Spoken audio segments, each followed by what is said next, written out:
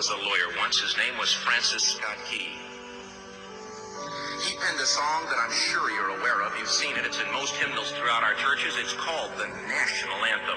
It is our song as an American. We go, however, to a ball game. We stand in our church services and we sing the words of that song, and they float over our minds and our lips, and we don't even realize what we're singing. Most of us have memorized it as a child, but we've never really thought about what it means. Let me tell you a story. Francis Scott Key was a lawyer in Baltimore. The colonies were engaged in vicious conflict with the mother country, Britain. Because of this conflict and the protractedness of it, they had accumulated prisoners on both sides. The American colonies had prisoners and the British had prisoners. And the American government initiated a move. They went to the British and they said, let us negotiate for the release of these prisoners. They said, we want to send a man out to discuss this with you. They were holding the American prisoners in boats about 1,000 yards offshore. And they said, we want to send a man by the name of Francis Scott Key. He will come out and negotiate to see if we can make a mutual exchange. On the appointed day in a rowboat, he went out to this boat and he negotiated with the British officials. And they reached a conclusion that men could be exchanged on a one-for-one basis. Francis Scott Key, jubilant with the fact that he'd been successful, went down below in the boats, and what he found was a cargo hold full of humanity, men. And he said, men, I've got news for you tonight. You're free. He said, tonight I have negotiated successfully your return to the colonies. He said, you'll be taken out of this boat, out of this filth, out of your chains. As he went back up on board to arrange for their passage to the shore, the admiral came and he said, we have a slight problem. He said, we will still honor our commitment to release these men, but it'll be merely academic after tonight. It won't matter. And Francis Scott Key said, what do you mean? He said, well, Mr. Key, he said, tonight we have laid an ultimatum upon the colonies. Your people will either capitulate and lay down the colors of that flag that you think so much of, or you see that fort right over there, Fort Henry? He said, we're going to remove it from the face of the earth. He said, how are you going to do that? He said, if you will, scan the horizon of the sea. And as he looked, he could see hundreds of little dots. And he said, that's the entire British war fleet. He said, all of the gunpowder, all of the armament is being called upon to demolish that fort. It will be here within striking distance in a matter of about 2.5 hours. He said, the war is over. These men would be free anyway. He said, you can't shell that fort. He said, that's a large fort. He said, it's full of women and children. He says, it's predominantly not a military fort. He said, don't worry about it. They said, we've left them a way out. And he said, what's that? He said, do you see that flag way up on the rampart? He said, we have told them that if they will lower that flag, the shelling will stop immediately. And we'll know that they've surrendered, and you'll now be under British rule. Francis Scott Key went down below and told the men what was about to happen. And they said, how many ships? He said, hundreds. The ships got closer. Francis Scott Key went back up on top and he said, men, I'll shout down to you what's going on as we watch. As twilight began to fall, and as the haze hung over the ocean as it does at sunset, suddenly the British war fleet unleashed. He says the sound was deafening. There were so many guns that there were no reliefs. He said it was absolutely impossible to talk or hear. He said suddenly the sky, although dark, was suddenly lit. And he says from down below, all he could hear the men, the prisoners, saying was, tell us where the flag is. What have they done with the flag? Is the flag still flying over the rampart? Tell us. 1 hour, 2 hours, 3 hours into the shelling, every time the bomb would explode and it would be close to the flag, they could see the flag in the illuminated red glare of that bomb, and Francis Scott Key would report down to the men below, it's still up. It's not down. The admiral came and he said, "Your people are insane." He said, "What's the matter with them?" He said, "Don't they understand this is an impossible situation?" Francis Scott Key said he remembered what George Washington had said. He said, "The thing that sets the American Christian apart from all other people in the world is he will die on his feet before he'll live on his knees." The admiral said, "We have now instructed all of the guns to focus on the rampart to take that flag down."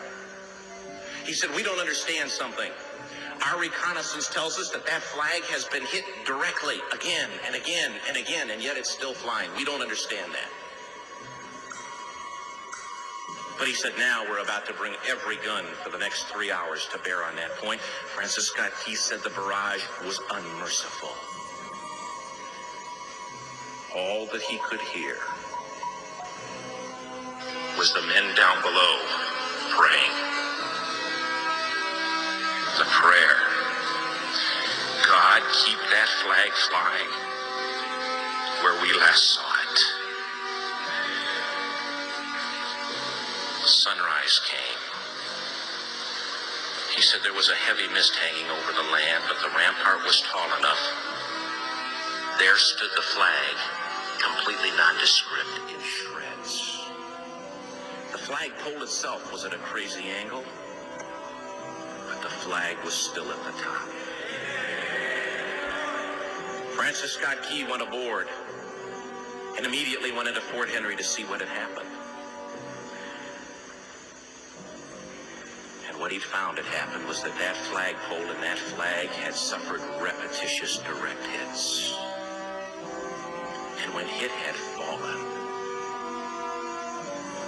but men, fathers, who knew what it meant for that flag to be on the ground,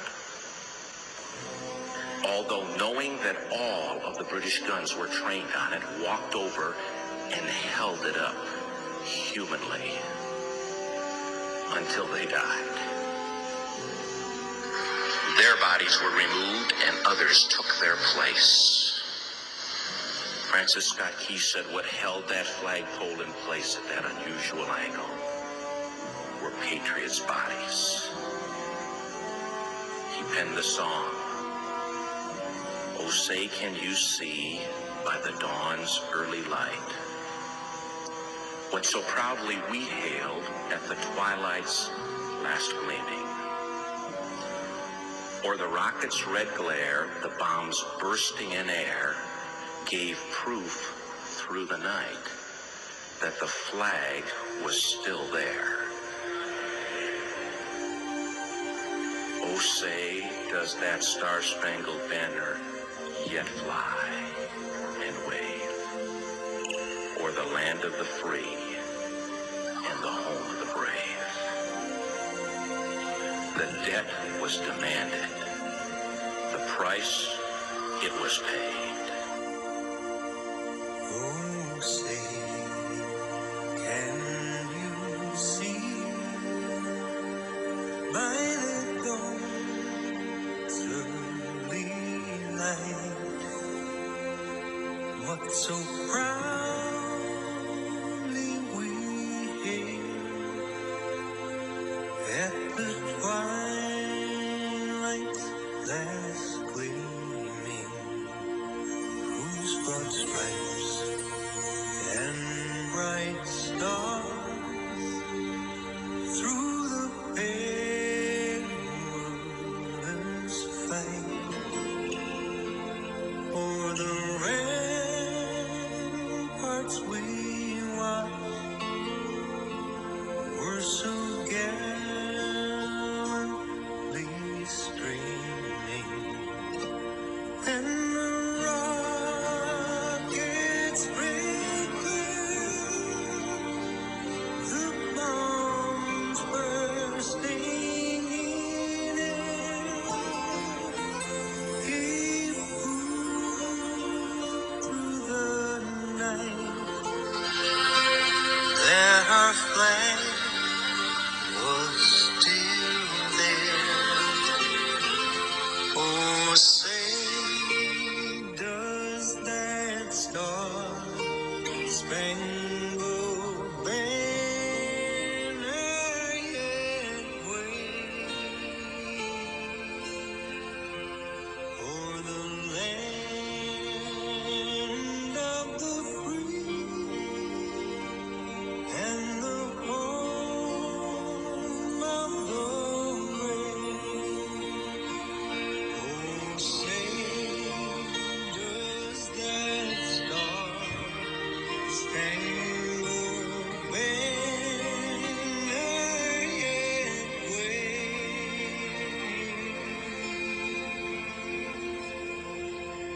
o'er the land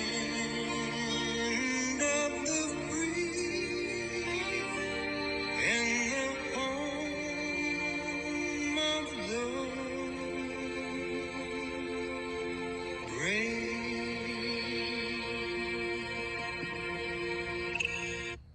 Semper Fi.